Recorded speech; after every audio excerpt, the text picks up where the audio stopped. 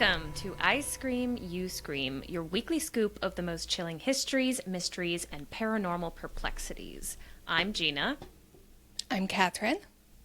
And the topic for November is small towns, during which we will be enjoying some local ice cream, which I'm very excited about. I have a new brand and flavor today that I want to tell you about. Me too. Mine is not birthday cake. Okay. I forgot about that, yeah. Real quick, before we get to the ice cream, two very special shout outs to our Patreon supporters. So huge shout out to Adam. Thank you so much for joining us on Patreon. And then also shout out to my mom, Queen Gail herself. Yes. And also this episode is coming out within a week of her birthday. So happy birthday, Mom. Happy birthday. It's still birthday season. You guys thought you got away from birthday season, and you just not yet. Not even close. So many. Still so many. Mm-hmm. Yeah.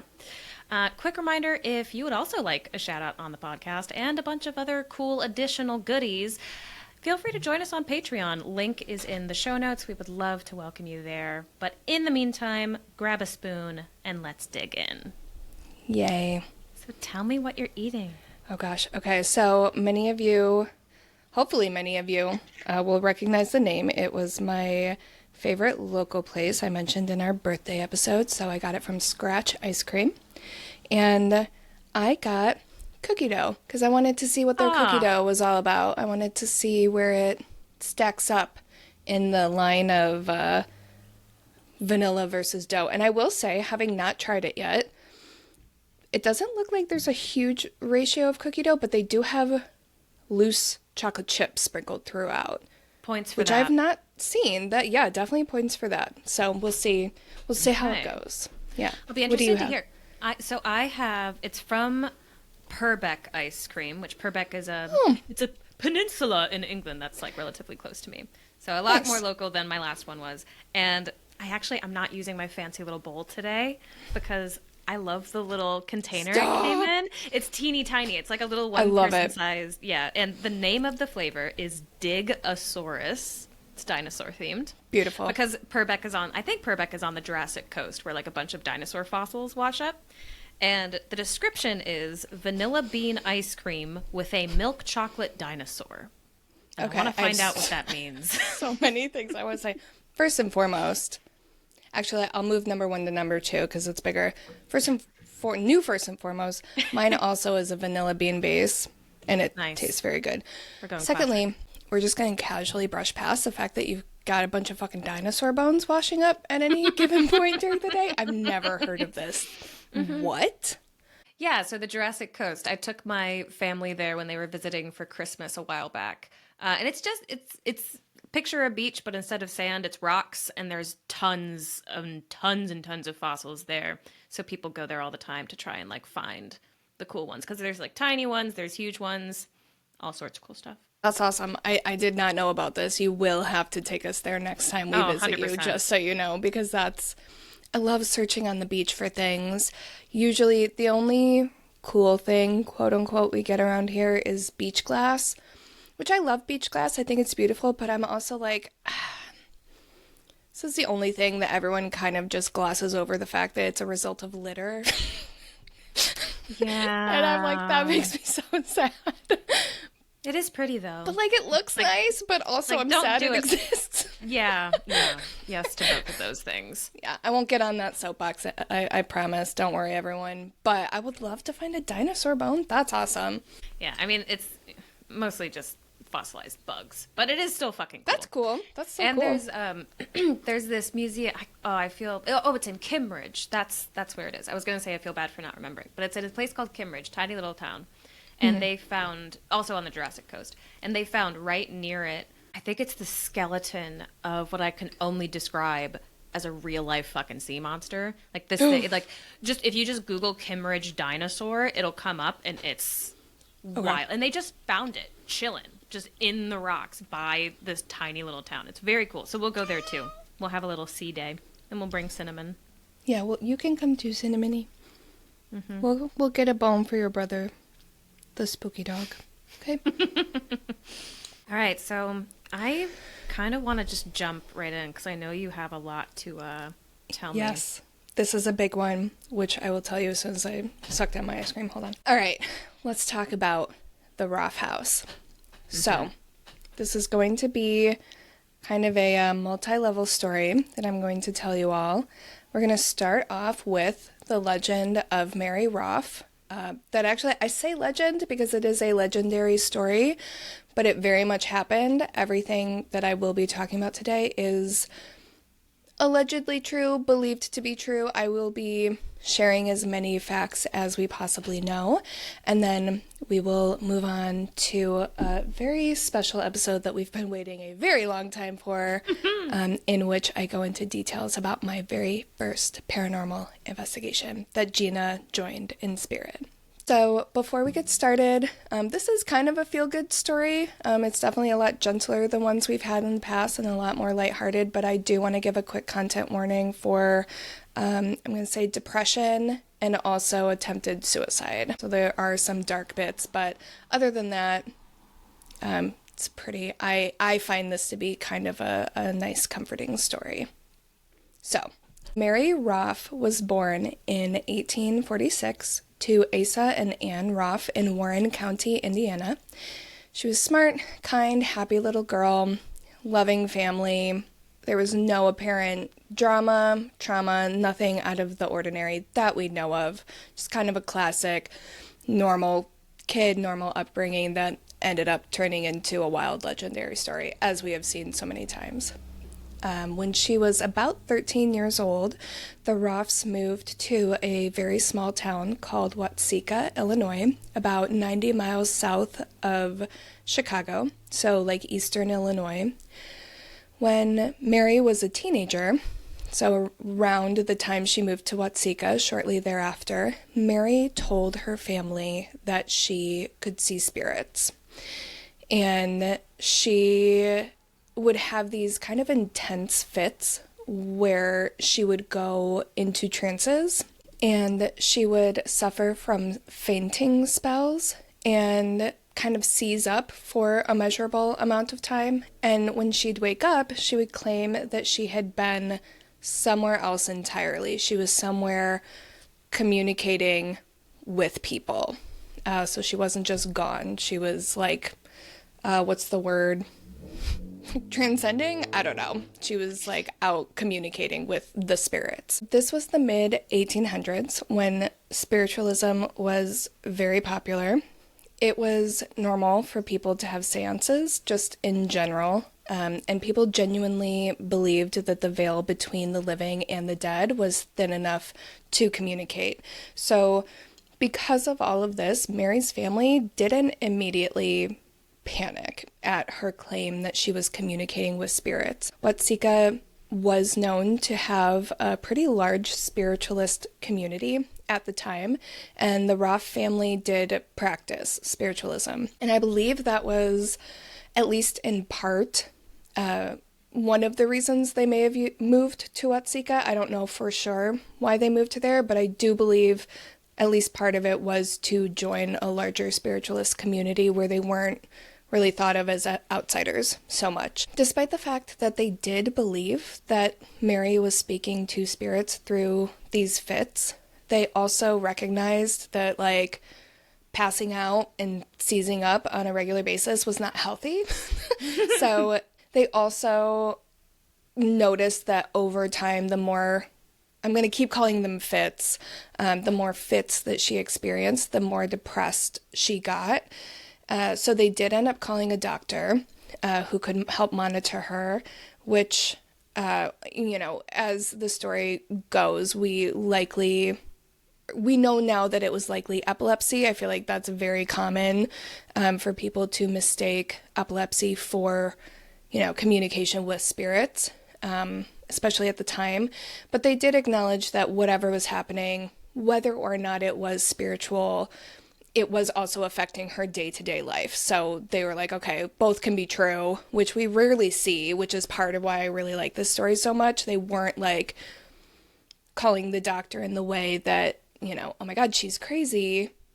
But they also recognized that she was being disrupted. Her health was not good. So it was kind of the best they felt like they could do. They were trying to do whatever they could without making her feel like she was insane, but also not getting her the help she needed, you know? So it was kind of, they were trying to find the balance between the best thing to do for her, basically. Despite the fact that she was being monitored by a doctor, her episodes did grow to be a lot more frequent. It is said that it was normal for her to have 2, sometimes even 3 every single day, which is a lot. Yeah. So in addition to that, they also got a lot more violent and unpredictable, and she grew even more depressed to the point where, content warning, one day her parents found her in a pool of her own blood, and she had attempted to kill herself. So at that point, with the support of her doctor, her parents made the really tough decision to send her to a hospital in Peoria. A lot of people who tell this story do say that she was institutionalized. It's never explicitly stated where exactly in Peoria she went. There's a few hospitals around there. I couldn't find where it was, so if anyone knows for sure, if anyone has any like official documents of where she was actually sent, I would love for you all to send them to us, icecreamyouscreampod@gmail.com, because I suspect that she was sent to Peoria State Hospital, which is the also more commonly known as the Bartonville Asylum, which I have been to, and I would love if that's where she was, even though I don't love that she was sent to an asylum, but it is said that she was institutionalized, so I suspect that's where she went. That place was super haunted and super spooky. We will do an episode on that someday, but that's an aside. Anyway, if you know for sure, anyone, just let me know where exactly she was, and then we'll make a note of it. But anyway, despite her being institutionalized and having severe depression, it did appear that she also did have some actual ability or psychic gift of some kind. In addition to claiming to see spirits, they being just the people around her, doctors, family friends. I think they had a friend who was like a reporter or something who came in to talk to her at one point. They would all perform tests, which again is another thing that we've seen and heard so many times in a lot of stories that we do.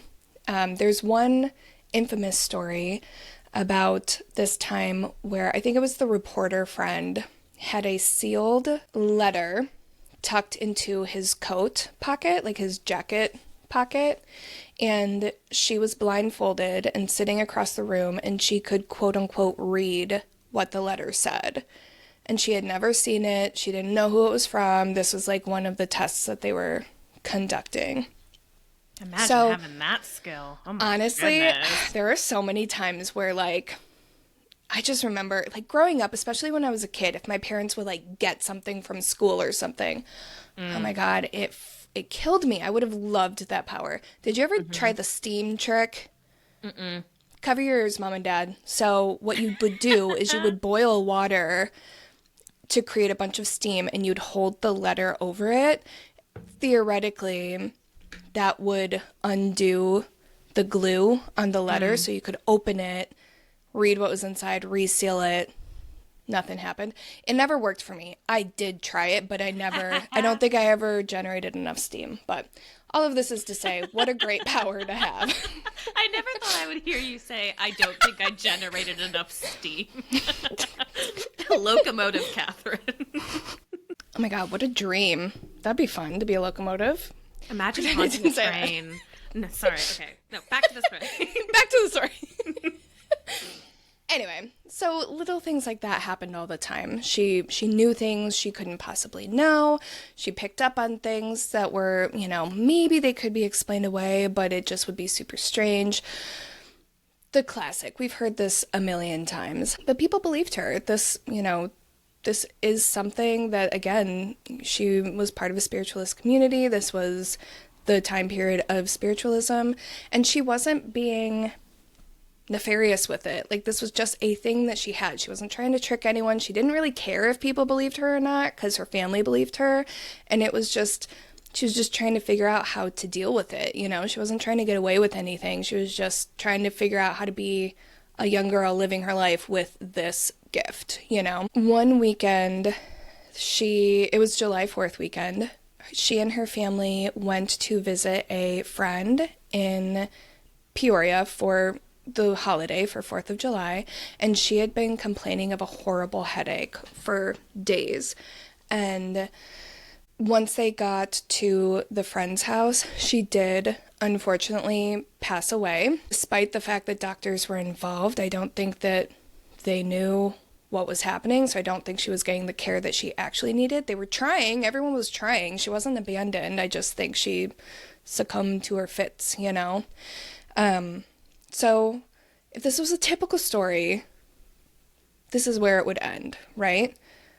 But it's not a typical story. This is just the beginning. Fast forward to 1877, another young girl in Watseka starts having very similar symptoms as Mary.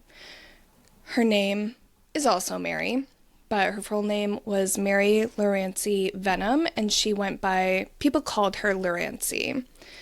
So Lurancy was, like I said, 12 or 13 when she began fainting and slipping into her own trances, and she would speak to people that her family could not see, and she described them as angels. She'd call them spirits, her friends, family from heaven. Like, it was very angelic. Aww. And very, yes, like the vibe was good. Her parents, despite how good the vibes were understandably terrified and confused. We're like, what the fuck is going on? So they took her to the doctor. The doctors predictably said she was insane, she was crazy, she needs to be institutionalized. But her parents were really hesitant. It is possible that they had heard stories of what happened to Mary Roff all those years prior. A lot of people tried to suggest that the Roffs and Vennums had no knowledge of each other whatsoever, which could be true. I suspect that they likely at least heard of each other in some capacity, only because Watseka is an extremely small town, was an extremely small town at the time, and they were both spiritualist families. So, like, it's very unlikely, in my opinion, that a spiritualist family would not at least know of another spiritualist family in such a small community. You know, like, you know of your fellow, like, church practitioners in small towns like this, you know? So I do wonder if part of their hesitancy was they recognized the similarities between Lurancy and Mary's story, and, you know, all they know is Mary died when she was institutionalized, and they were hesitant about it. You know what I mean? Like, it could have been something. I'm not saying they for sure knew them, but I just have a little bit of skepticism toward the fact that they had no idea who each other were. You know, that just feels very unlikely to me. Part of the reason I suspect that the Vennum family knew of the Roff's story is Asa got wind of Lurancy's story. Somehow, I suspect through the spiritualist community they're part of. And when he heard about what she was going through, he was like, oh, fuck. This is way too familiar. Like, you know, I've been through this. Let me help you. You know, so he really wanted to get involved and offer them advice and support. And, like, he was, I don't want to say anti-institution, because, again, they didn't regret getting their daughter help. It's just they realized that they weren't getting her the help that she actually needed. So he wanted to at least talk to the Vennums about their options. Is it like venom? Like poison venom? So it's pronounced that way. It's spelled, I think, Vennum. But yes, okay. It is pronounced Venom. Yeah. Still cool. So that's so metal. I know. So cool. When you said it at first, I thought maybe I misheard you and you were saying, I don't know, something that rhymes with venom. No, it's very cool. It's a great name. Also, like, Lurancy was that. I don't know. Yeah. That's awesome. Yeah. Very cool name. Yeah. So the families ended up meeting. And the Vennums liked what Asa and Anne, but I think mostly Asa, had to say. And they agreed that they wanted to do their best to keep her out of the institution. And so they made a plan for Asa and Anne to come over so that they could talk through, like, whatever alternative care plan they wanted to come up with, or whatever, however you want to think about it. And while they were there discussing Lurancy's potential care, she went into one of her trances, and they thought that she was channeling. And who would come forth? None other than Mary Roff. Oh, shit. Okay. Yeah. Cool. Yes. Except she did not leave. It turns out, she was not channeling Mary. She was straight up just full on possessed by her. Oh. Because she did not go away. They were a little confused by it. They didn't know if maybe she was having some kind of like mental break or like what was going on.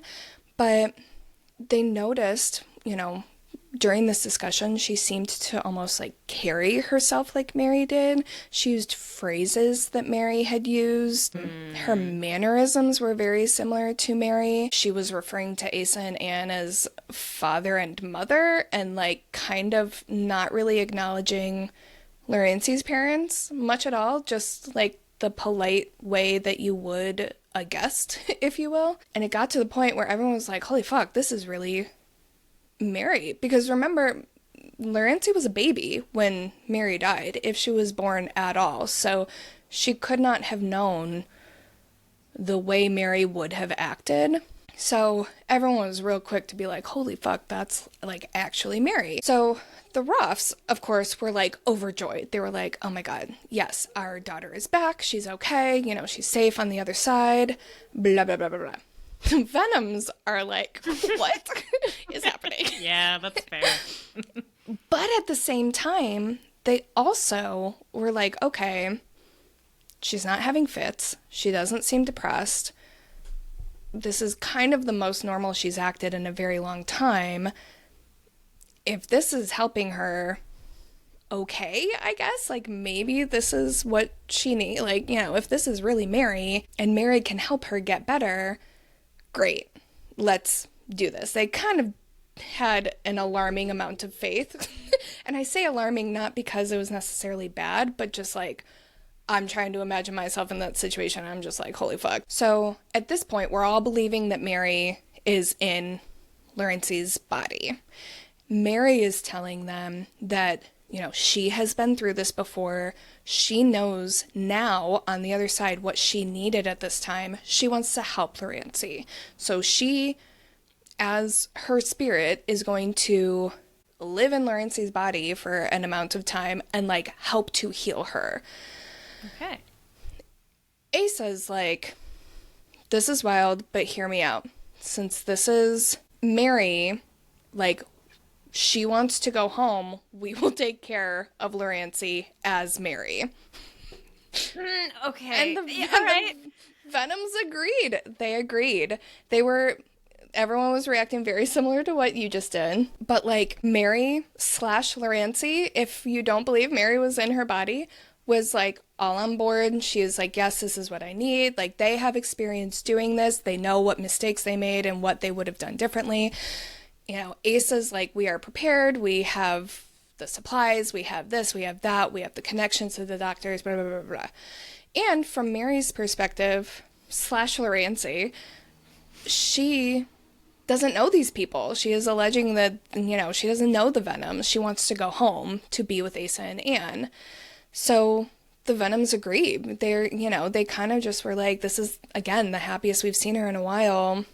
If you can help, we don't know what else to do, go ahead. So shortly thereafter, now fully identifying as Mary, Lurancy moved into the Roff House. And she would stay there for 3 months. She did not need a tour of the house upon moving in. She walked straight to what was once Mary's room. She knew where things belonged. She knew where to find everything. She asked about neighbors that had previously lived close by that had since moved and that Lurancy would never have known because she was a baby. She knew where the family jewels were kept. Despite her mother never having unlocked them or warned them or told anyone. This is like a family secret type stuff. And they just, from the jump, had no reason not to believe this wasn't Mary. So the Roffs treated her very well. To them, it was the equivalent of their daughter coming home with the additional knowledge that the goal was for Lurancy to be better and come back. So it wasn't like a creepy, like, oh, this is our daughter now. It was like, thank you for coming back to help this child, Mary. You know what I mean? Like, they were very respectful of what the end goal was, but also just super happy to, quote unquote, have Mary back. The Vennums visited often, and Lurancy / Mary, I don't know what to call her. Mary was always very polite to them and welcoming, but never affectionate in the way you would expect a young child to be toward their parents that they hadn't seen in a little while. Like, she was acting as Mary, who was entertaining guests who were visiting. And as the days and weeks and months passed, they did notice a notable physical improvement in her. Like, she was walking later, she was healthy, she was happy. They saw improvement, so they, continued with this arrangement. Then, one evening in May, Mary told the Roff family that it was time for her to leave, that she had completed her work there was done, and Lurancy would be returning, and not to be sad because this was the goal and everything would be okay.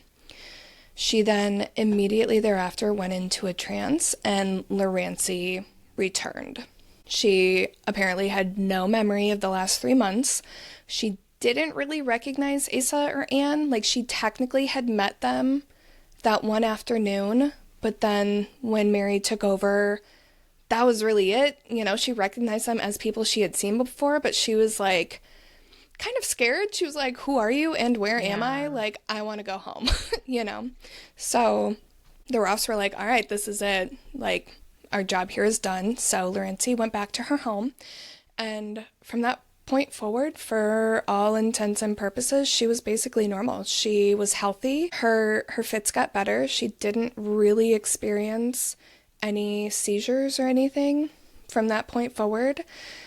She had a normal, healthy childhood, and she just went on to live a normal and happy life, eventually marrying, moving out. I think she moved out to, California, had kids of her own, and that was that. She was essentially healed. Yeah. There are, of course, skeptics. Many people state this could be an early case of dissociative identity disorder, potentially mixed with suggestion. We don't know for sure that no one hinted at where those family jewels were, maybe even without knowing that they were doing it. There are a lot of things that we just simply don't know. But all of the things that we do know for sure are kind of unexplainable, and it's hard to debunk just because we don't know. You know what I mean? And there's so much influence from the spiritualism community. And I'm not saying that in a negative way. This was accepted as truth just because that is part of their belief system, So there wasn't any real reason to question it, especially since people were also getting both of these girls medical care. If they had just been like, oh, it's God, it's spirits, it's whatever, then it'd be a little fishy, but it did really seem like people were genuinely trying to cover all the stops, basically. Regardless of what it was, possession, psychology, or other weird things, this story has never really gone away. It's cited in a lot of parapsychology and folklore circles. People in the town still talk about it quite a lot. What Watseka is known for. And the Roff House is still standing and used as an AirBNB, which I had the honor of staying in April with the TWATS, which I am going to talk about as briefly as possible, but it's going to be very long. But before we do that, I want to hear your thoughts on the story. Okay. Because I know you're about to share your experience staying there, because I know parts of it because we've talked about it just because we're friends. But I'm excited to rehear about it with the context of Mary Roff and the Roff fam and the Vennums and all of that. I think I'm going to be honest, I was ready to call bullshit on the Mary possessing her thing. But how the fuck would she have known all that? The family jewels in particular. Because I was okay, maybe she heard rumors about, who their neighbors were, or maybe someone somewhere described the house. But family jewels, you don't tell people, you don't tell anyone where you keep that shit. Mm-hmm. That's Right. fascinating. And I'm also really intrigued by the medical element of it. Like you said, there were people treating her and psychologists trying to help and studying the case, which I find it would be fascinating to like read some of those reports. There is a book. I believe the man who wrote it was part of the spiritualism community, but he also was, I think he was a psychologist. We'll put this in the show notes for sure. I'll fact check myself. But this is where this story got the name. The book is called The Watseka Wonder. There are other reports to look into, but this is probably the most famous one. And again, I'm adding the caveat that it is told through a spiritualist lens, so grain of salt. But it's a good place to get started. That's a good place to get like the full documented everything that actually happened from start to finish, because this is obviously a very abridged version of everything.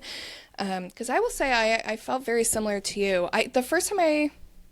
Two things. I grew up just about an hour from this place, so I was familiar with this story. But the first time I ever heard the story told from start to finish, it was on, I think it was an episode of Lore. I just remember thinking, at the time, I remember thinking, this is the most bizarre, this cannot be true. Like, it was the most bizarre story, like paranormal related, that I had ever heard. But I will say, I mean, not to jump right in, I was still real skeptical about it until I went to the house, and I'm not skeptical anymore. Okay. Like, genuinely. So I don't want to steamroll. Do you have other questions or anything? That was a great transition. Let's do it. First and foremost, I'm gonna steamroll the story immediately and say the decor of this house is just stunning. Like, I mean, the current owners did an absolutely incredible job restoring it, and they really cared about keeping like the original charm and all that kind of stuff. So A+ to the current owners. But beyond that, one step in the door and you can feel that this place is haunted. I mean, you can just, the energy is like butter. Like, it is just, I can't explain it, but it is one of those places where it just, the energy is thick and it's there and you can just feel it the moment you walked in. What's interesting about this house is it's not bad. It was like cozy. You walk in and it felt like upon entering the door, someone just like laid a big down comforter like around my shoulders. It was like lush and comfy and cozy and inviting. Yeah.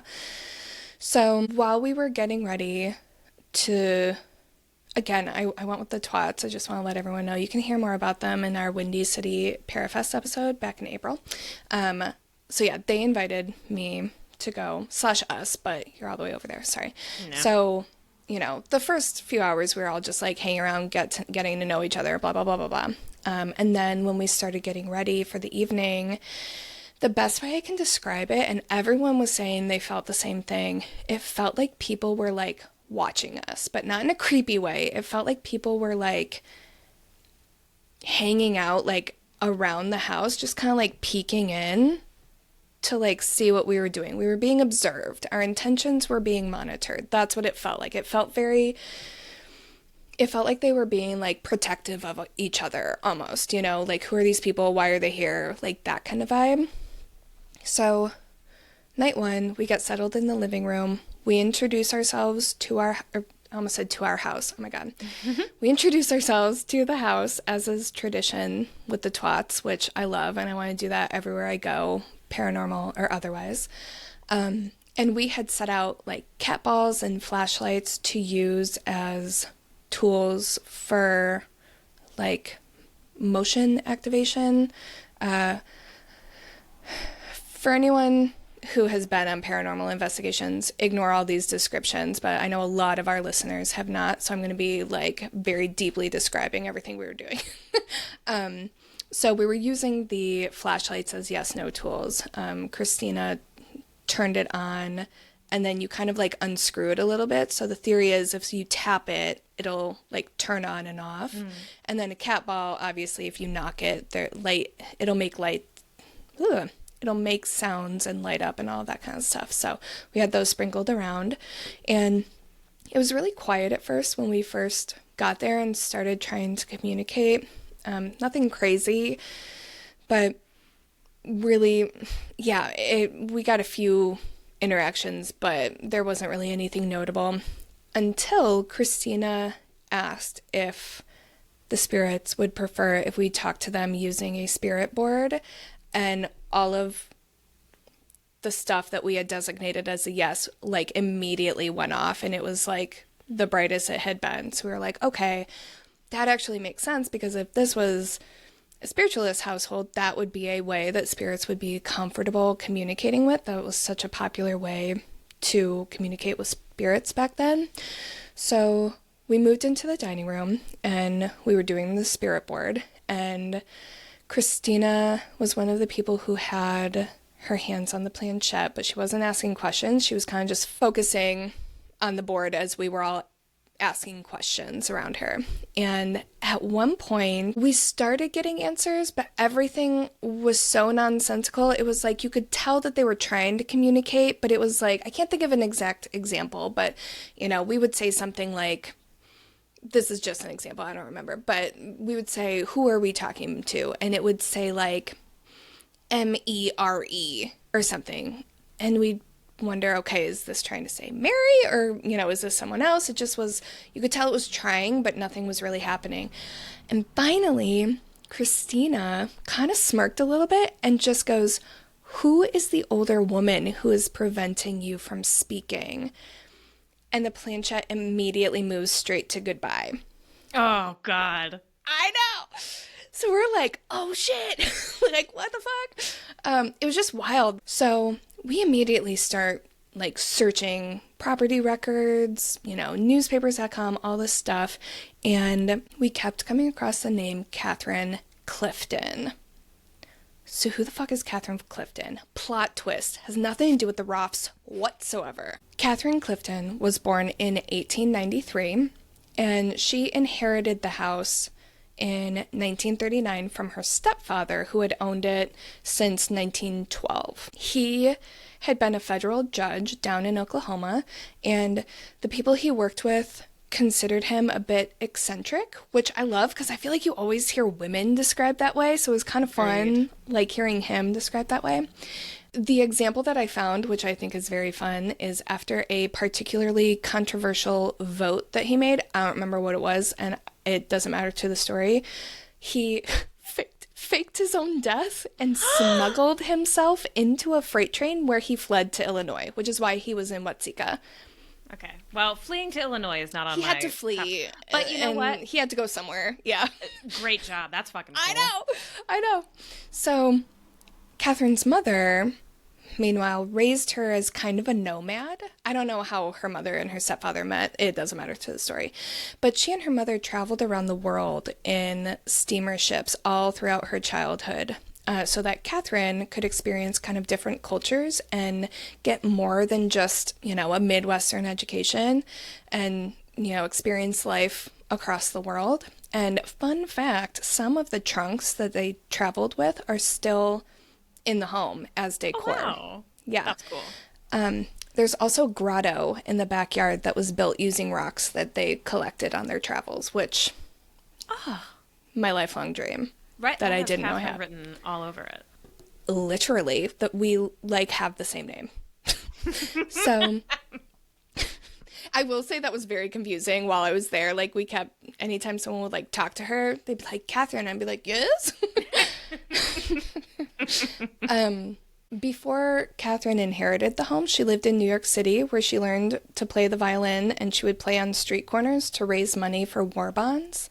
And she kind of just floated around. She was like a woman of the world. And when she eventually settled in Watseka, she had a huge impact on the community. She inherited a ton of money from her stepfather. At the time, the land had, I think, roughly 1,000 acres of farmland, which is ginormous. And she bought a plane and learned to fly. And that was how she monitored the farm. Instead of, like, taking a car or tractor out, she'd get up in the plane and like fly around and see how everyone was doing, if there were any issues, what the progress was. It was like a little crop duster. And someone is going to be like, yeah, that was normal. That's what crop dusters were used for. To which I say, shh, stop talking, because it's not normal for a woman to do that. It's not normal for, whether inherited or not, she owned the farm and she took it upon herself to like learn these things, go these places, and fly this fucking plane. So like, not up for discussion. Very, very cool. So we're learning all the shit about Kathryn Clifton. And once we named her, once we called her out by name, the energy completely changed. The answers were clear. The yes/no responses were immediate. We had an EMF reader. So for those who don't know, it's one of those things. We'll pop pictures into the YouTube for anyone who's curious. It's the one that has like the lights that go from like green to red, and theoretically the more energy it's picking up on, it'll like go all the way. It like spits out a reading saying that there's like a lot of energy to be felt or whatever. So it's supposed to tell you whether or not there's like quote unquote a spirit trying to communicate. And it had not done anything all night until after we started talking to her, communicating with her. It was kind of fun because every time we would like say something funny or like joke around, it would like spike. It like kind of felt like she was like laughing along with us. Like it was very like good. Yeah, it was good energy. Really communicative and really active. At one point, you called us or we called you. I don't know. You were up for the day, and it was like the dead of night there. I have no idea what time. It was around 2:30, I would say. And right after we got off the phone with you, energy like completely spiked. So much shit happened all at once. A couple of us heard someone say hello. You know, when you walk into a party and you're trying to figure out where everyone is, you're like, hello. That's what it was. And then shortly thereafter, we all heard this big bang sound come from the kitchen. So I don't remember who it was. I think it was Frankie. Got up to go inspect, and the door had opened. The door it opened to this like attached shed situation, so it wasn't outside, so there was no like draft or anything. And the reason it caused such a big bang is because that shit was shut tight. It was like a heavy door, so it like needed to be like shoved open and closed. So that's what the big noise was. And it just was like, we could hear like people walking around upstairs. It felt like someone was moving around in the living room. Like just so much was happening all at once. And then all of a sudden it just like kind of stopped, like it got to be around 3:00 and it just ended. It was super weird. It was like someone hit a switch and like that was it. They were like done for the night. So that was night one. Because I remember when you were telling me about this way back in the day, and it was like, it had just happened, or like, I think it was when we were on the call with the TWATS, when like I had just woken up or whatever. Mm-hmm. I'm so curious, because I remember at the time you described it like the spirits or, the presences that were in the house. It was like they were having a party, and the party was happening in the living room. And I want to know who was coming to the party. Like, who was there? Yeah, that's a good point, because so much activity was happening in the living room, but it was kind of, I don't know what room it would have originally been. It was like the parlor. It was like the welcome space, because there was the living room and then another living room. So that would have been the parlor area. There was a weird mix between, kind of the spiritualism vibe. I do think that the fact that this was a house of spiritualists originally had a lot to do with that, because everyone felt very open. It felt very celebratory, but it also felt very spiritual, like it felt kind of reverent a little bit, but it also did feel like a party. And Kathryn was very, I don't want to say popular. She was popular,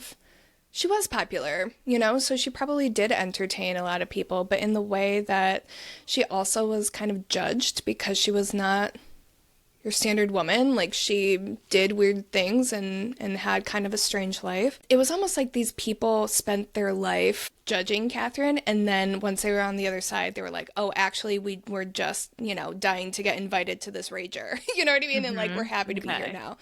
It was kind of a complex feeling. I'm not doing a great job describing it, but that is kind of a good summary of what the experience there was, because it was just not anything I had ever experienced before, but it did. It felt like there was never a moment where we were confident who exactly we were talking to, because there was never a moment where you just felt one thing. Like, there was so much energy, and it felt like there were so many people there at any given moment.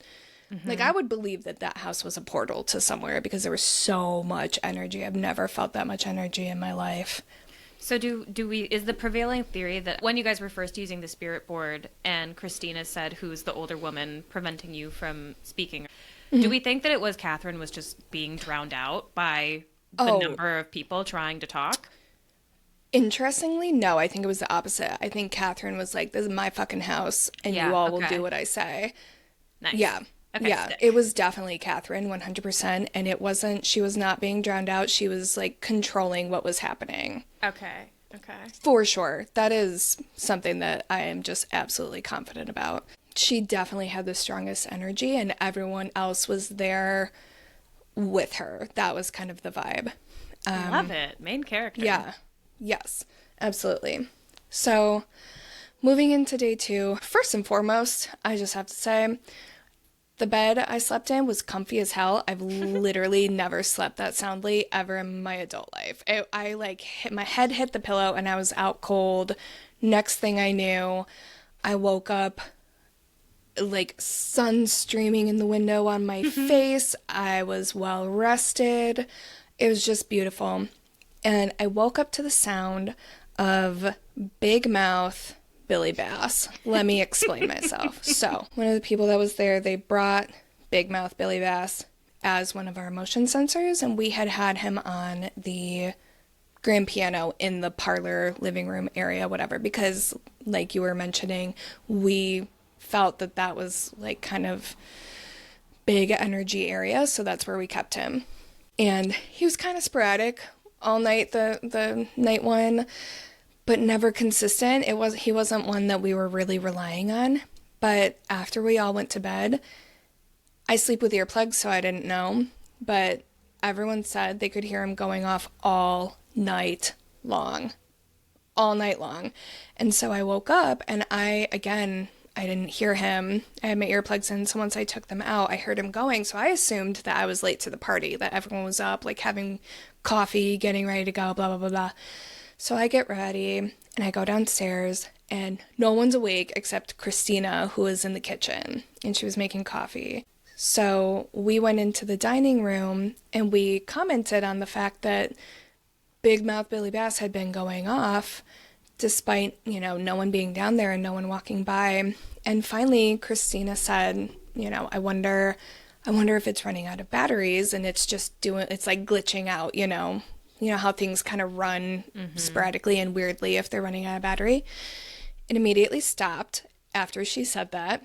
And then we thought the battery had died. And then when each of the TWATS woke up and came down the stairs, it went off when they walked past it. So it was not dead. Cool. Yeah, it just like heard her. And they were like, no, that's not the situation. The second night was wild. That was the most notable night, and I'm not going to go into too much detail about everything because I'm still like, sounds fake to me, and I was there. So I won't go into everything. We started the night with some spell work, which was super exciting. I've never done a spell with anyone else before, so Christina was guiding us in the spell that was meant to make us more like open, communicative, make it basically easier for us to connect with the spirit world, whatever you want to call it. So the TWATS have this tool.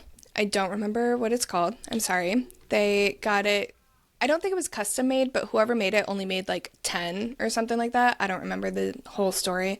And it's essentially made to be like the Estes method. And for those who don't know, when you do the Estes method, you listen to a spirit box through sound blocking headphones. And a spirit box is basically just this electric box that creates a bunch of static. It's meant to mimic, it's like a radio frequency, if you will. And the theory is it gives spirits a frequency through which they can communicate, and it like picks up on the frequency of their voice or blah, blah, blah, blah, and you are able to hear them speak through it. That is a spirit box. When you do the Estes method, you have the sound blockers on and you're also blindfolded, so you're completely like sensory deaf and there's no outside influence whatsoever. And the people that you're with ask questions, then you speak out loud whatever you're hearing in your headphones. So the goal is that there is an intelligent conversation. You're erasing the influence of, oh, I know what the question is, therefore I can like hear what I want to hear. You don't know what the question is. So that's the point of the Estes method. So their version of the Estes method is basically the same thing, but in addition to this, you wear these, I'm going to call them sunglasses, that have a bunch of shit hooked up to it, and it's got this weird blinking red light, and I will have Christina or Frankie or someone come describe it, because like I don't know how to describe this mechanism. But basically you have the headphones and the sunglasses, and the theory is all the stuff that's attached to the glasses create this like electromagnetic field around you, so anything that you're experiencing is like heightened, you know? I'm not describing it well, but that's the best I can do. I don't know the actual science behind any of this. If anyone does and wants to let us know, icecreamyouscreampod@gmail.com. I was really skeptical about it because I've wanted to try the Estes method my whole life. I've seen it my whole life. Like, I knew what was happening when I was like 5 years old. But ever since I saw it used on some paranormal investigation show, I've always wanted to try it, but I've never really had the opportunity. So when they pulled it out and asked if anyone wanted to try it, I was like, oh my God, this is my shot. So like I said, I was a little skeptical about it just because I had no idea what to expect. And as far as all of the ghost hunting tools are concerned, I am really skeptical about all of them. I enjoy using them and I think they're fun, but I also am just like, I don't understand any of this enough to know whether or not this is legit. You know, I just don't know. So it's not that I don't believe, it's just that I don't know how to understand any of it. So I don't totally know how to describe everything I experience, but I will say that after doing it, I am like a 100% believer. It was genuinely the most bizarre experience of my entire life. I'm not going to share all the details with everyone because you know this, but I am still processing everything 7 months later. I was only in there for 3 minutes, like barely over 3 minutes. I felt like I was in there for like 5.5 hours. It was just wild.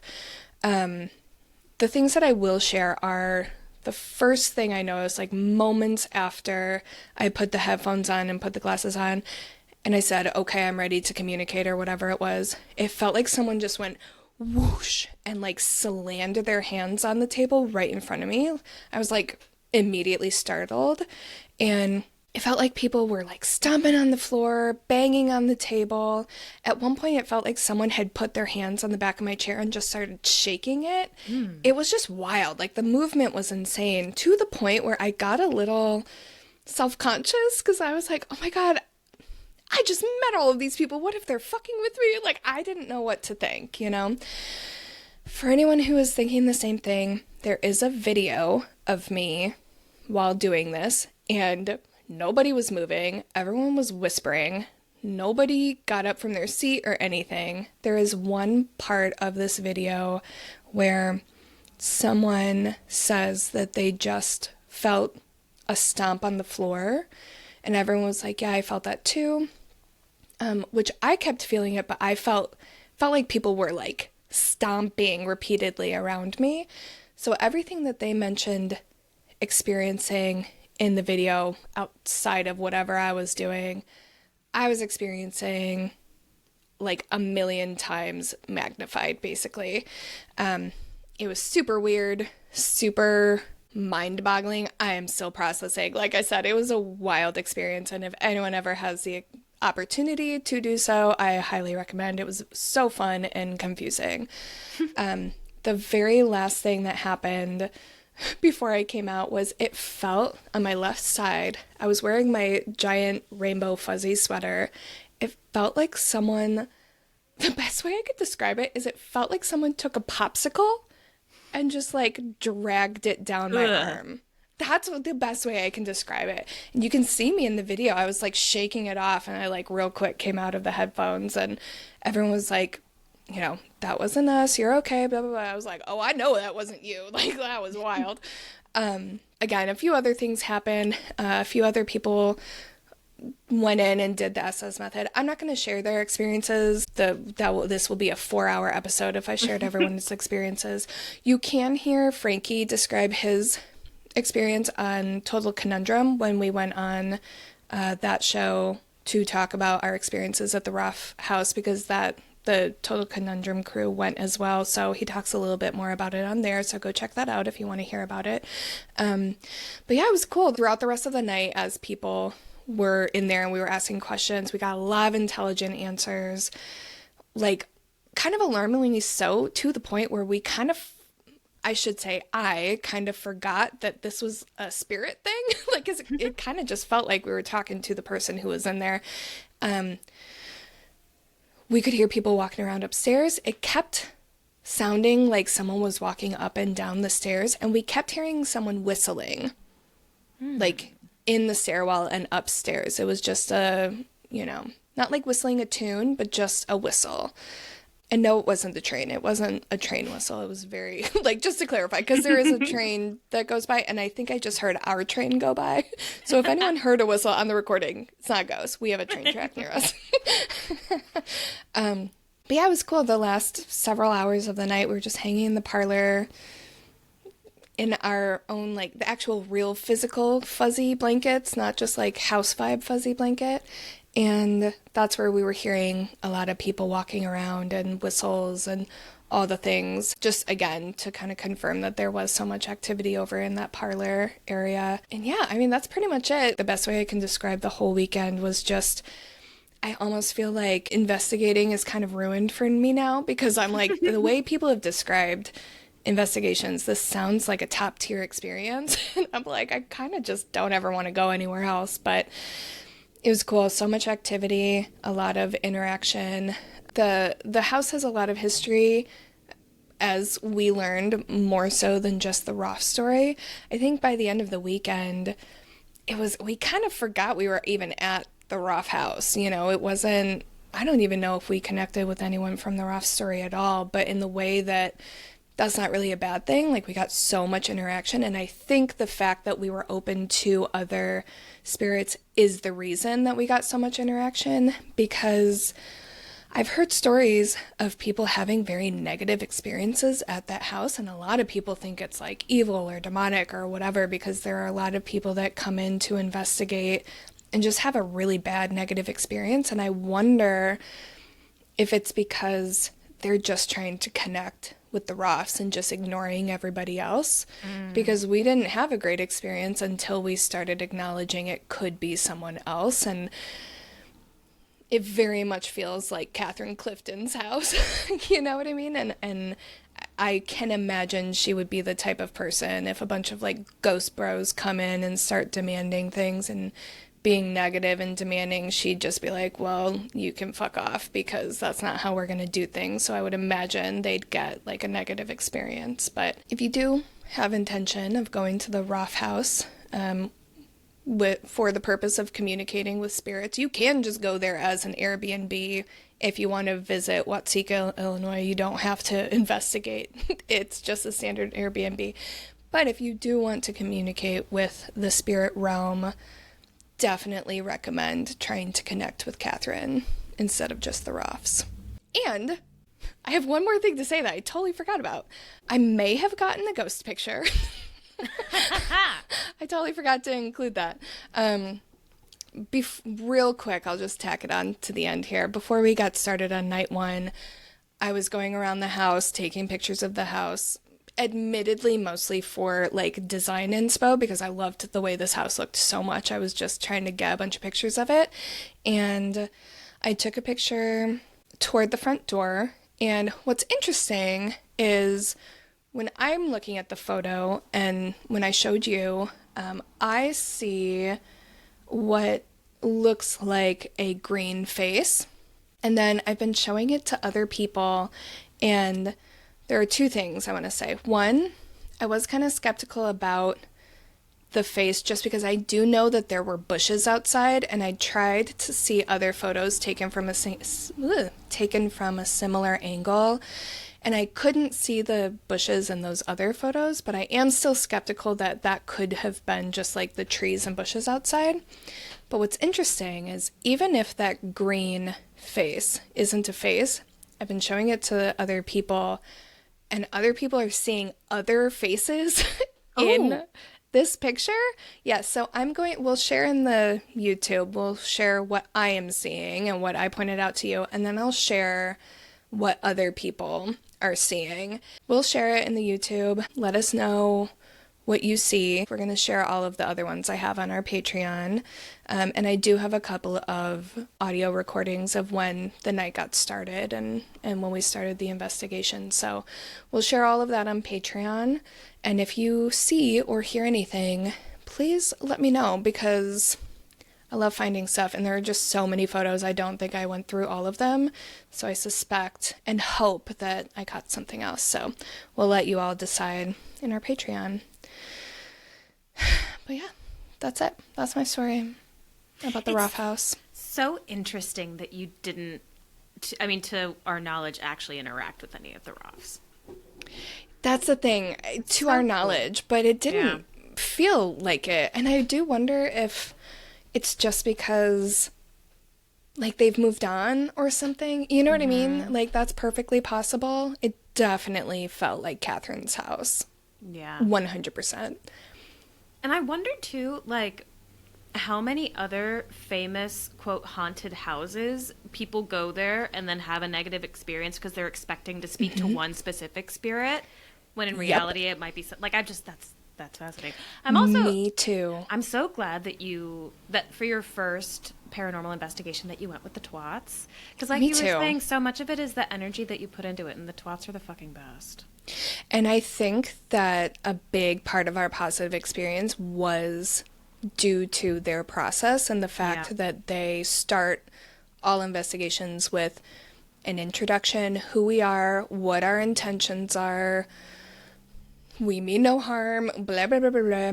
It just, because that's what you would do. If you're a guest in someone's home, you're gonna be like kind and, accommodating, and you're not gonna just bust in and start demanding interactions. It's rude, So, yeah, I definitely think that had a big part in that. I also, for anyone who hasn't listened to older episodes, TWATS stands for the Wisconsin Apparition Tracking Society. Just to be clear, just in case we have new people that are not familiar with them. But friend of the pod. We haven't been casually shit-talking them this whole time. We all those twats. Yeah, we should put that in the show notes just in case. Yeah, we probably should. But yes, it was such a good experience, and I've thought of that because now there are so many, there's so many like ghost shows and paranormal investigation shows, and I've seen so many where people will be like,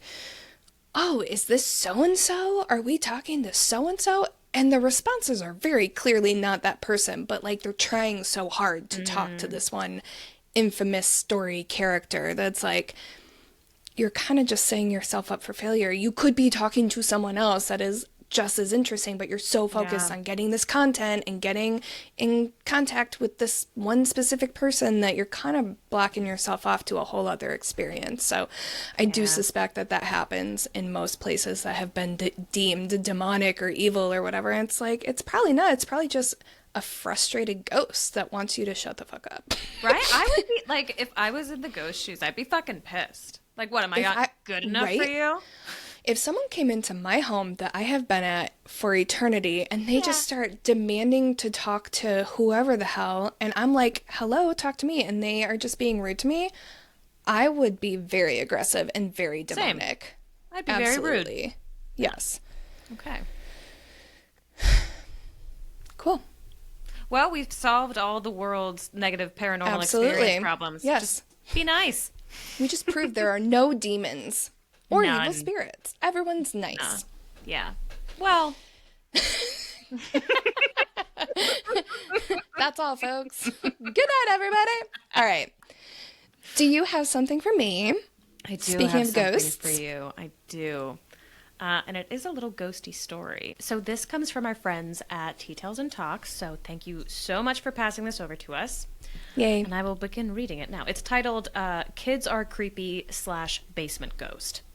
Just to set the scene. Love it. Okay, so this one involves me and my little cousin. I was around 13 at this time, and he was probably around 6. So we're both going down to the basement at my aunt's house one day to grab one of his toys or games or something like that. He didn't want to go downstairs by himself, which is understandable. So I go with him, and because we're just grabbing something quick, we don't turn the basement lights on. Okay, well, I'm sorry, but I don't blame whatever happened to you for happening to you. Like, it smells of self-fulfilling prophecy. It smells of tempted fate. Not to victim blame, but No. I am a little bit, though. I'm not gonna lie. They do clarify, though. They say that the light from the stairwell is enough, and it was light outside, and there are large windows down there. Okay, all right, that's fair. I take back all of the emotional violence I just shared. But the immediate reaction, mine was the same. Immediate reaction is valid. I was like, why? Yes. Oh my god. Anyway, continue. Sorry. But yes, they explain a little bit more about what the layout's like. So they say the stairs to the basement are open from the main level, and at the bottom there is a door that leads to the basement. Also, the basement is unfinished, and there were a lot of boxes down there at this time. So we find what we need, and my cousin is eager to just get out of there. As we're on our way back up, he stops me just at the bottom of the stairs with my hand on the handle of the open door, and he whispers to me, "I saw someone." Ooh. I was like, "What?" And he said, sorry, that is 100% how you would react. What?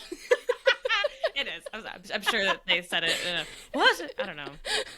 Oh, They asked for clarification. And the cousin said, "I saw someone look at us from behind the boxes like this." And then he proceeded to show me how someone leaned out from behind the boxes to look at us. He looked very freaked out, and when he said that, cold chills went up my back. I just said, "It's okay, let's just go back upstairs," and he didn't miss a beat before running back up those stairs, leaving me there alone with the basement door still open. I remember thinking, okay, I'm really freaked out right now, and I suddenly got that feeling that you get when you become aware that something is behind you. But in my head, I'm like, well, I don't want to scare him. He lives here, LOL. And I think that he is referring to, like, whatever creepy thing is in there. So I closed the door and walked slowly and normally up the stairs. That was one of the creepiest things that has happened to me, and just reiterates the idea that children can see a lot more than we realize. Oh, for sure. That's wild, though. That reminds me of my basement ghost. With the, like, I was peeking thinking about around. that too. Yeah, just being shy. Yeah. Oh, that's wild. I know. That's very spooky. They have some... We need you all to send us more because they've got a lot of stories. Yeah, if you have a story that you would like to hear on the podcast or you just want us to know about, send it to icecreamyscreampod@gmail.com. Yeah. Because we love them. Very spooky. Also, as a reminder, because we haven't mentioned this for a while, if you leave us a 5-star review and take a screenshot and email it to us, we'll give you a sticker. So that's another fun thing. Our email is good for all sorts of shit. You can send us whatever you want within Whatever you reason. want. And even if it's without reason, we're flexible. So, Yeah, we're reasonable. We're rational. Every other Tuesday. Excellent. Yes, but I think that's it for today. Huh, my friend? 'Tis. All right. Well, we have one more small town episode. Two more small town episodes. Oh, yeah, 2 more. Oh, my gosh. 2 more. Time's which not I'm real. looking forward to. Yes. So that'll be fun. Make sure to join us for those. Until next time, little spoons, keep it cool. And keep it creepy.